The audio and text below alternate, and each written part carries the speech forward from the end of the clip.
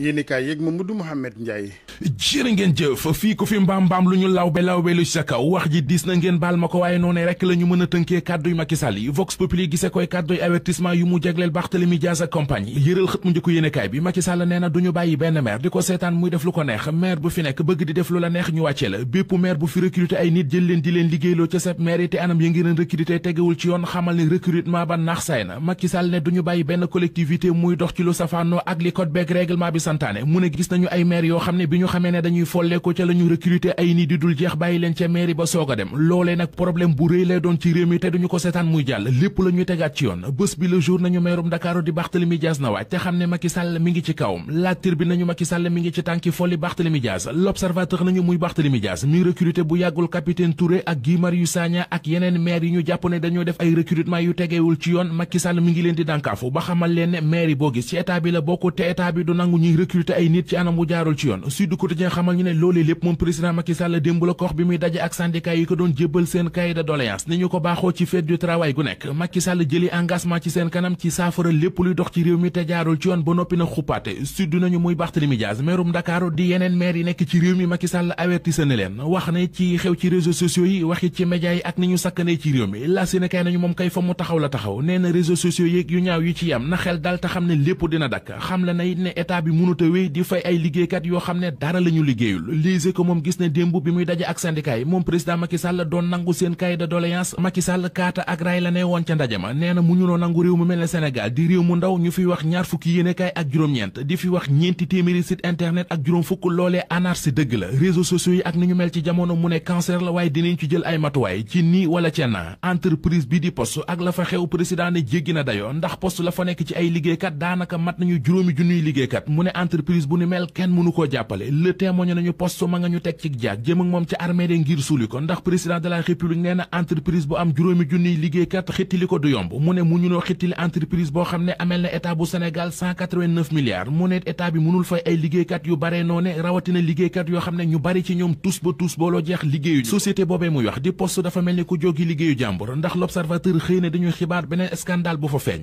ubbil yéenekaay bi agence principale baak centre financier bu poste journal bi nee nañu moom lañ doon fuye waaye la ñu fa gis doy na waar ay téeméeri chèque prêt ak lu teg yoo xam ne boo ko doon xayma ñi ngi toll ci fanweeri million jàpp ñeenti téeméeri million la ñu fa fekk nañu it ca bureau ya xaalisu xobet bu toll ci 150 millions juge bu deuxième cabinet bi l'observateur nee nañu moo santaane woon perquisition ba élection législative yi ñu dëdmal dépôt parrainage yi le quotidien mi ngi ñuy xamal ne juróom-benni fan ba juróom-ñetti fan ci weeru mai ci la ñu koy amal waaye candidat yi yëglu ngir bokk ci yooyu élection bari nañu bari goo xam ne li ñuy bañ mooy ñu daje ca war a déposer seeni parrain mu indi ak pëccëxoo ba tax na ci tirage au sort la ñu koy amalee maanaam dañu koy loterie ku saw tur génn nga dem déposer say parrain mu njaay Cissé bu ONG 3D di ñu xamal ci yéenekaay bi ne waa société civile bi ñooy def tirage au sort bi Abdoulaye Daouda Diallo ak jaloore ju réy ji mu def ci wàllu parrainage journal La Tribune xëyee na ko ci xëtamu njëkk ministre Abdoulaye Daouda Diallo Tribune nee nañu xadd na kaaba gi